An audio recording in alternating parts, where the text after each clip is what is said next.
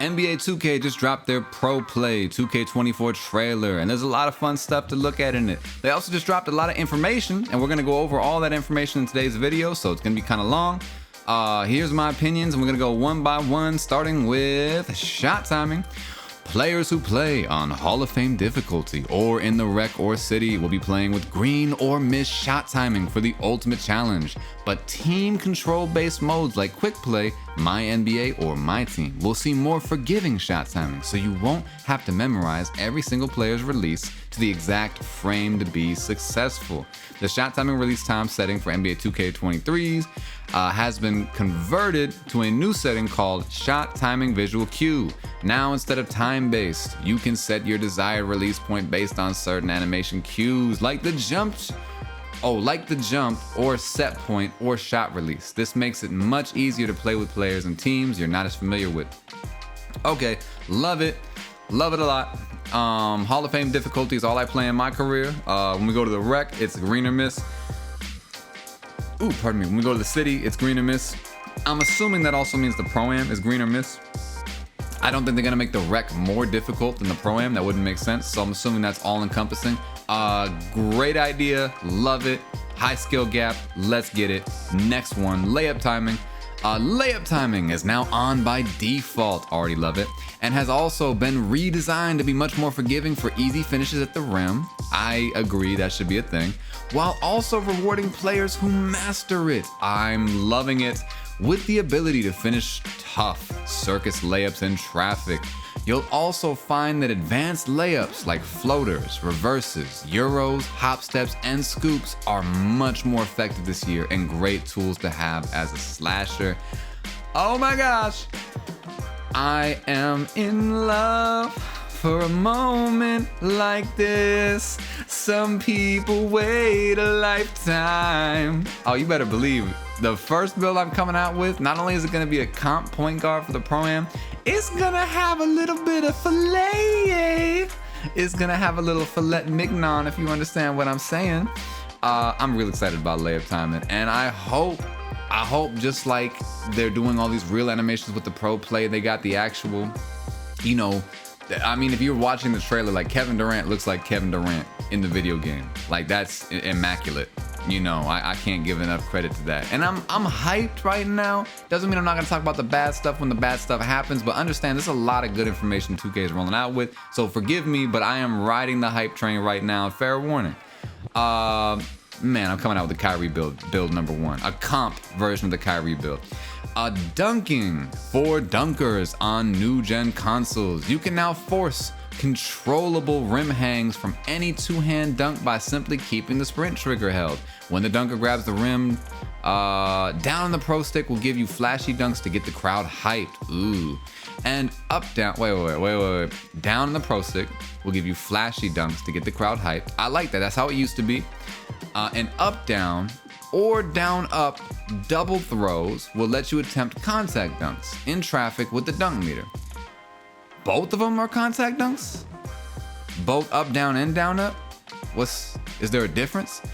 Meter dunks are green or miss on higher difficulty levels now, so you have to be precise to finish off the play. That's fine. I mean, I honestly really did like it when there was no dunk meter, and I get it, that's less of a skill gap. Someone just told me the other day who's like a super duper comp player, like 1,000 wins and a couple losses type of comp player.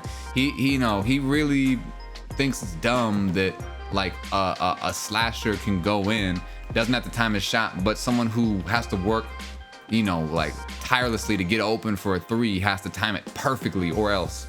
I get it. I get that perspective, and I'm actually starting to lean towards that more and more the more I listen to myself talk about it over the last like couple weeks. So honestly, yeah, I'm glad. Make dunking harder. That sounds good to me. But and I think they're doing this. It sounds like they're doing it. It sounds like they're making defense and offense both overpowered, and they're gonna just let them clash, and they're just whoever's better gets it. You know what I mean? And that's the way basketball is. Is like, you could be stupid good on defense. You could be like prime Magic Dwight Howard on defense and just killing people. But you can also be Kyrie Irving in his prime with all his athleticism and all his bag, all of it. You could be that, and that's hard to guard. Doesn't mean you can't get guarded though, because Kyrie got locked up by Kobe after he talked smack. And that's a real thing Kobe did. This is part of why he's such a great defender. You know, and the height difference and all the athleticism and everything. It all factored in. He stayed down on all of Kyrie's fakes and he blocked them on that play. One of the best highlights of Kobe's defensive career. That's amazing, right? Let both sides be overpowered. Kyrie should be able to ooh and ah and hit those crazy layups, but he should also be able to get locked up if the defense plays perfectly. Both things can be true. It doesn't have to be one or the other. Love it already. Sounds great. Paint play. Moving on. Bigs are going to have a lot of fun dominating in the paint in NBA 2K24. You can now branch out of any offensive rebound to a putback attempt. Whoa, you can branch out of any offensive rebound to a putback attempt by simply pressing the shoot button after the catch. I mean, that kind of sounds like something that you can already do, but I might not be picturing it the right way. I think they mean you can break the animation midway through the rebound, and that's cool, but I don't know. I mean, maybe that's going to be really cool. Maybe that'll make you kind of like how the AIs get putbacks when it's like it's wide open. You don't have to come down with it. You can just sort of be like, oh, I'm already up here. Let me just finish it. That actually sounds kind of cool now that I think about it. Post fades and hop shots are also really effective shots for post players. Strength and weight can definitely be felt in the paint as high-rated glass cleaners easily grab boards over smaller players and finish those easy second chance points. It sounds good. It sounds good, but I feel like that particular point is something they say every year. I don't feel like they've said the thing about layups every year, and I don't feel like they said the thing about dunking every year.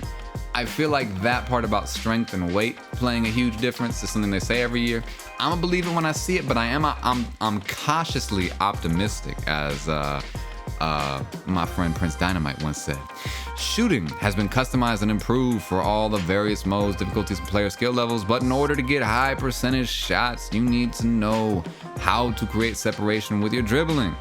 One of the gameplay director Mike Wang's favorite elements in 2K24 are the dribble breakdowns. Each player has two versions. Regular breakdowns are done by flicking up on the right analog stick, and aggressive breakdowns are done by flicking up on the right analog stick with sprint held. Oh, okay, so that means the Russell Westbrook crossover to the snatchback is gone. So now it's a size up instead of like the attacking size up. So it's a different type of thing. Instead of an attacking size up that's based on your crossover, now it's either like a signature size up or an aggressive size up. Okay, that's really interesting. Aggressive breakdowns done with flicking up on the right analog stick, sprint held. This will initiate a sequence of signature size up moves that you can use to create separation with on their own or branch out of at any time for an explosive drive of the dribble. So they're just renaming what a speed boost is what that sounds like, but they're also adding a lot of dribble moves. So it sounds like they're adding a lot of new dribble moves, and they also have a new word for what speed boosts are, which is, what was it? Not aggressive breakdowns, but it's, explosive drives. So I think an explosive drive is a speed boost. This year's dribble system features more dribble combos, including signature double crosses and hesitation crosses from a standstill. That I'm really excited for. Really excited for standstill, hezi crosses, more double crosses. I can't say, I forget what 2K it was. I think it was like 2K15, maybe 16. I don't know if it was 17. It might have been 17. I feel like 15 or 16. When I was in the play now a lot heavier than I was now. I was super into play now, and I used to use James Harden, and James Harden had the nastiest double crossover in the whole game. But it was an actual double cross, like he crossed all the way one way, and then he came all the way back the other way. It wasn't like these baby double crosses, which all you gotta do is really just bump it to get it off. All that to say, look, I'm excited for that. If that's real, what they're talking about, oh man, sign me up. That sounds like heaven. Adrenaline boosts are back. They've been redesigned. Ooh, tell me more. To make both offensive and defensive more engaging at the same time. On offense, boosts are no longer lost when pulling off dribble combos or moving short distances. Giving elite, so does that mean when you move a long distance, you use one? That's a question someone needs to answer for me. Someone asked Mike Wang on Twitter. Giving elite ball handlers much more freedom to create off the bounce. But boosts will disappear. So basically, like, Steezo gets what he wants because he's been talking about that. And a lot of dribble heads get what they want because they've been talking about that. Okay. But boosts will disappear every time the on-ball defender can bump the ball handler on a drive attempt. Interesting. I think I like it. Sounds like they're encouraging defense. Defense does need more things. And I think if you get bumped 3 times as an offensive player, like, you got. Like, I'm sorry, that's it. He locked you up. You bumped you 3 times. Unless you can hit a really difficult shot, that you're done. And I like that. You got bumped 3. Yeah, because it's like getting bumped once is like, anyone can get bumped once. Getting bumped twice is like, ooh, he's starting to catch on. But maybe I have a counter for the second time he bumped me. Now I'm wide open hitting the shot.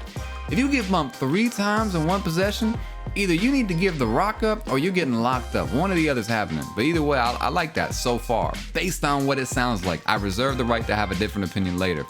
Let's see. Instead of dramatically slowing the ball handler's movement, losing adrenaline will now heavily impact shooting attributes.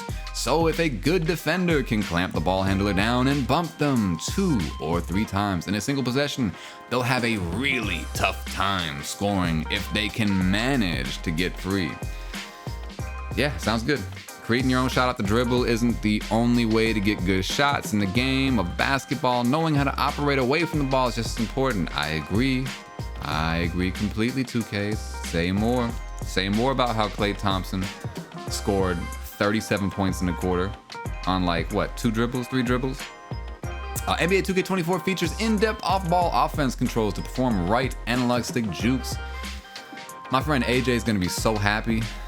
Oh my God! I need to clip this part of the video and send it to AJ. Right analog stick jukes. Off ball. No, it's not off ball. What's the badge? There's a badge for it right now. Oh, I'm blanking on it. Y'all know what the badge is. It's the juke badge that no one ever puts on, but it helps you get open off the ball. That one. Whatever. It's not off ball. It's the opposite of off ball pest. It's the offensive version of it. Let's see. Explosive moves to free yourself up for a shot or cut to the basket. I like that. Slasher gang.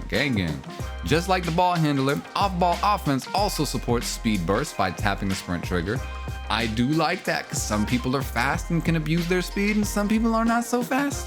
Some people play like, Shai Gilgeous-Alexander, who's an incredible, immaculate player, but and like Luka Doncic too, they're not explosive, but they get the job done. The Nikola Jokic's of the world, they don't need to sprint everywhere, but some people are like Derrick Rose.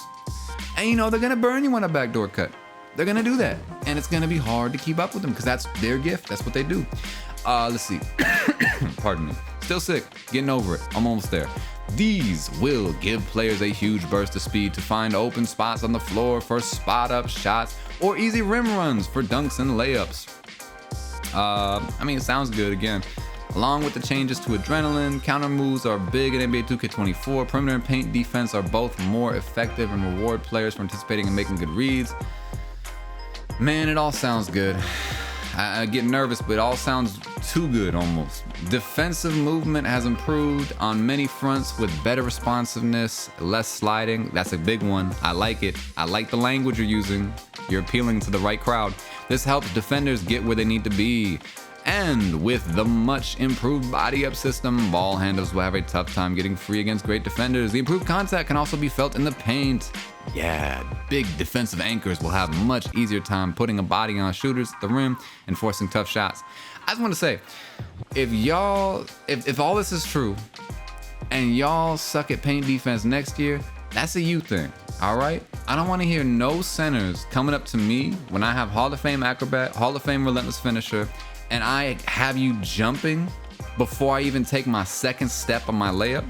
That's a you. If I get an N1 on that one and you start complaining about paint defense, hey man, jumped at him and he's a small guard and I'm a big center. Nah, you got done up. You run up and you get done up. That's what happened. You know what I mean? I'm already talking my trash. And that game even came out yet. I can't wait to see the builder. I'm gonna skip ahead in the thing a little bit. Let me see. Takeover returns to NBA 2K24 on new gen consoles. So that's me, I'm new gen. But with a different spin. Ew. In the past, you selected takeover abilities as part of the build and creating the process. Yeah, pretty much every game ever. Well, I guess you didn't select them. they were kind of given to you in certain games, and then this last year or two you selected them. It's okay, fair enough. When you got hot in a game, your takeover abilities would then activate and improve your player's abilities in the category you chose. I just want to throw this out there, not talking about this, but you also get certain abilities beyond what the stats do.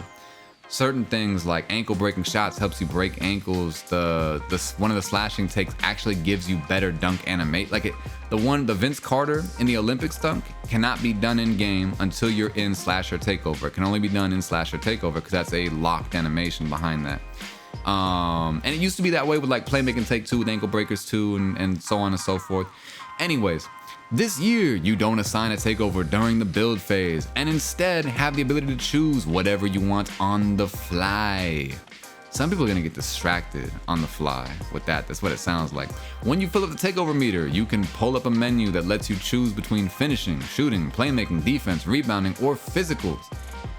I like that physicals has its own category. That makes me happy. That means I could choose defense and physicals or slashing and physicals, which that makes me really happy. Can you still double up on categories? That's my next question. Can you still double up on categories? Or is this one of those systems where it's like there's no such thing as doubling up? You're gonna get all the abilities of whatever one category you choose and all the abilities of whatever the second category is if there's a second one. Activating one of those categories will boost all your ratings in the specific category, so now you have the flexibility to evaluate what's happening on the court to see what your team needs before deciding how you want to take over. If you delay your takeover activation and fill up the second meter, you can activate double takeover. There it is, answer my question, which allows you to select 2 different categories of ratings to boost. Finally, when you unlock Mamba Mentality, activating Double Take will boost all your attribute categories, making you a true beast on both ends of the floor. What? When you unlock Mamba Mentality, activating Double Takeover will boost all of your attribute categories, making you a true beast on both ends of the floor. So everything is boosted? You're telling me if I get Mamba Mentality, I'm a pure offensive, I'm one of those point guards that puts no defense in their build whatsoever. I'm all offense. I get double take, I save up for double take. There's probably either gonna be accelerator in the game or microwave or some version of one of those badges that helps you heat up quicker. You're telling me I'm gonna get double take and I'm gonna get sharp take, slasher take, shot creator take, play take. I'm gonna become the avatar. When the world needed him most, he went cold. He got trapped in a block of ice. Yeah, I mean, that sounds cool.